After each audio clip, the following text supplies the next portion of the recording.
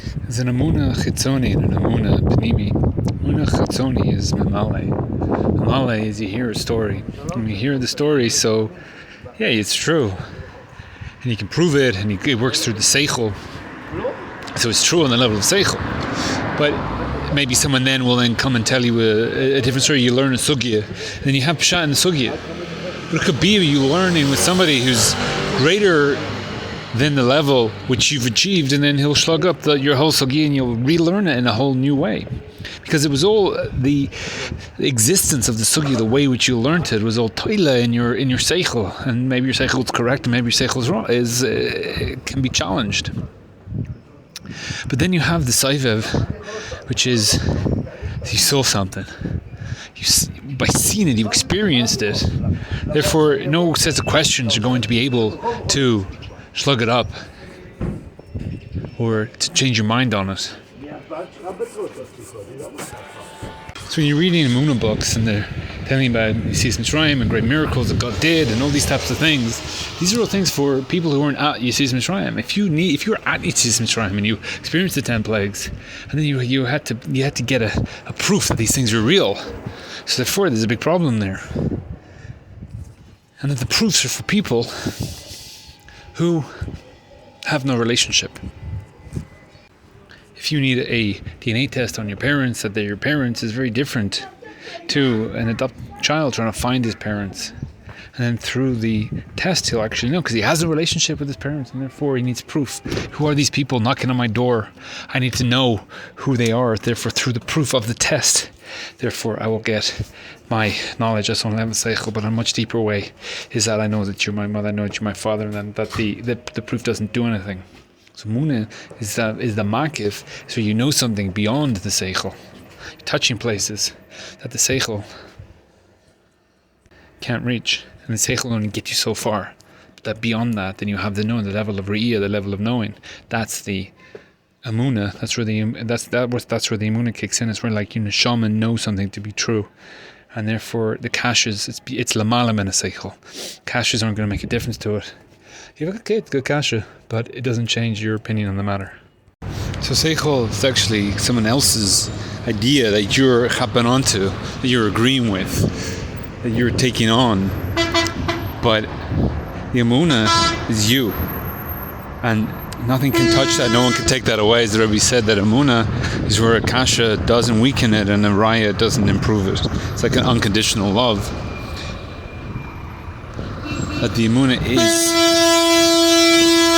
you, where nothing can change it because it's touching a part of you that can't be changed. It's so essential and so essence of you. So therefore, it defines you on such a level that that's not to be changed. So did O.J. Simpson do the crime that he was accused of? Now, he knows where he was. He knows if he did it or not. And then connected that, you have a whole legal case, and the legal case is trying to prove through seichel, through evidence, as to what happened. Now, for me being an outsider, I have no clue what he did, what he didn't do. So you prevent evidence, and then whatever seems to be the most compelling story. So therefore, I am compelled to follow that most compelling story. So if the compelling story is that he did it, he has DNA all over the place, he's got his fingerprints everywhere. Now, let's say now he knows if he did it or not. So let's just say, so he says he's not guilty. So he says he never did it, when all the evidence is pointing that he did do it.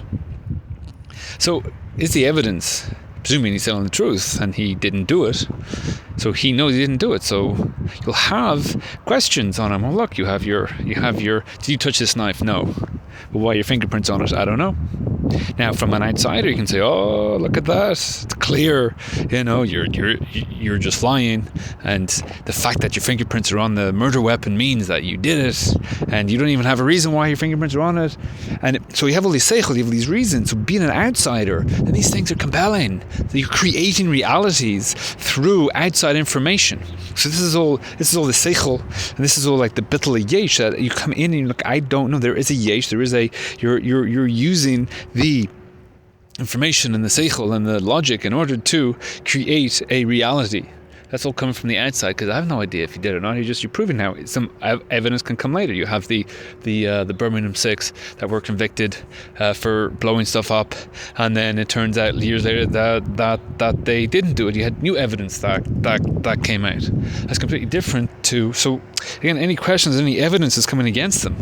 So it doesn't change their opinion, because they know what happened. So you can have a question, and then, OG Simpson's going to be like, I don't know why, but that's not going to change. Just the fact that he's got his fingerprints on the murder weapon doesn't mean that he did it, and he may not be able to explain it, but it doesn't matter. So you have the same thing in the Emunas Hashem. When you have Emuna in Hashem, it's nothing to do with Seichel. The Emuna Hashem is completely beyond. And you can have questions. Jim's can have a question. That's a really good question. How the hell did my fingerprints get on the murder weapon? I don't know, but it doesn't change anything. So when you have questions on Emuna, and you have, the world's 13 billion years old, and the Torah says that it's 6,000.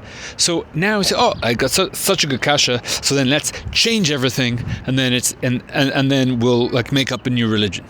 So again, it's not that O.J. Simpson saying, my fingerprints were on the weapon, therefore I did it. No, because he knows he didn't do it. Good kasha. So you can have, when you have Emuna, when you're working off the level of Emuna, so you can have a kasha. You're never going to give stupid answers, because the question itself is never a threat to the entire Emuna. If the entire reason that you have that connection is based on the Seichel, is based on your reasoning, so therefore when you have a kasha on that reasoning, the whole building falls down. Now when that building is being attacked in that building, so now you have to come up with some stupid answer in order to keep the building intact, because it has to be true. So if my whole connection to God is based on proofs, is based on seichel, is based on what I can fit in my mind, so therefore once there's a question on this, so therefore I am being attacked at my core, because I've lived my life based on these truisms. I'm 55 now, and I've been Jewish my whole life, and now you're asking me a question that questions what the hell am I doing? So because of that, therefore I have to come up with some stupid answer in order to keep myself sane, because I'm not based on Emuna, I'm based on logic and seichel. So therefore logic and seichel can attack that.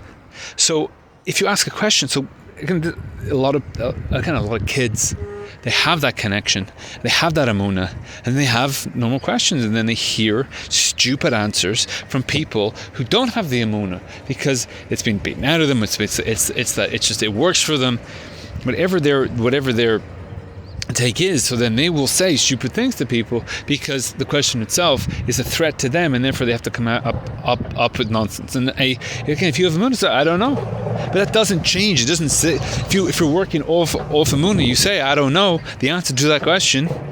It doesn't put into jeopardy your whole religion. It doesn't mean therefore it must be that God's not real because you have that question. No, it's a good question. We'll have it, since it's true, there's an answer for it, and therefore, one day we'll find out what the answer is, or maybe we won't, but there is an answer, and that answer is a good answer, but I just don't know what it is now. So when you're working off the level of Emuna, so then the questions are not a threat, and they might be interesting. Again, you can have as many questions as you want, but you're never threatened by the question, because you know what's true, because you saw it and you were there, and therefore all the other it doesn't matter. You can build such a good story that wasn't there. It's a very nice story, and a lot of the facts fit that, but I know what's to be true.